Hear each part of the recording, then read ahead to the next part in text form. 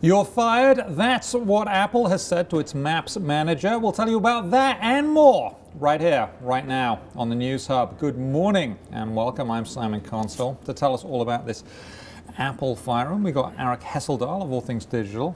Good morning. Good morning. Not good morning if you're the Maps manager though, because now you're looking for a job.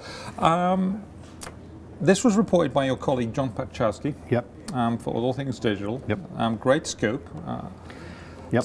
So basically what happened, we all know that Apple had a big, one of its uncharacteristic misfires, although we'll get to why that isn't exactly true in a second. But this fellow Williamson, I believe his name is, was let go. He was the one who was leading the Rich Williamson. Rich Williamson, thank you.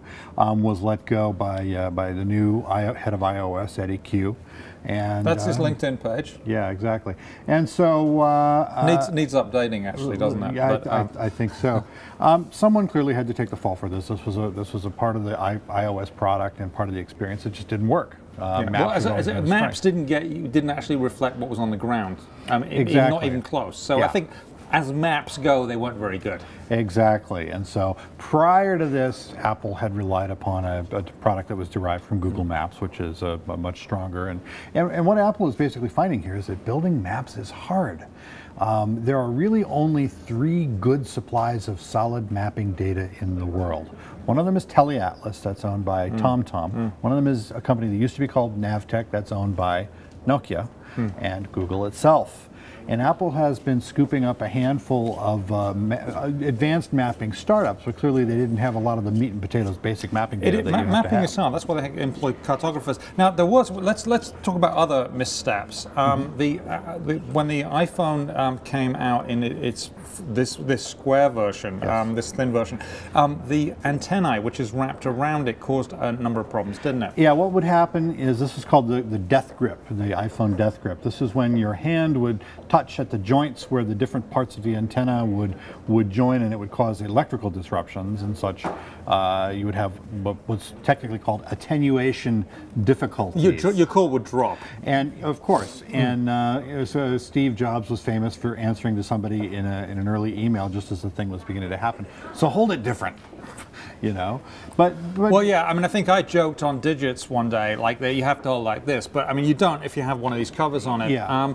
So that was one of them, and then there's this outrage about the cord, right? The new cord that is going to go in the bottom of phones. People aren't happy about that because it looks just like a way to get people to buy more stuff. Well, that's one thing. I mean, I'm sure that there was probably some legitimate hardware reason to actually change the way the thing charges and to get some new, more efficient manner. But also, what it's doing is it's forcing people to buy new chargers, but it's also forcing the people who make these wraparound cases to completely redo their designs, and they actually have to extend off the body or the bottom of the phone. I was talking to somebody who makes these the other day, and they're really struggling to try and figure out the right way to design these things without annoying their customers too much. Well, and it's annoying your suppliers, which is almost as bad as annoying your customers, because one of the things, they are your partners, right? Your customers are important, but your partners are important too. Now, there were other things about the iPhone. When it first came out, you couldn't hold a call for very long. It was cool to have, but if you wanted to make a call, you had to have a different type of phone. There was the one that predated this. You will remember that. Yeah, I do remember that. There was also the great mess up with MobileMe, the software internet service back there.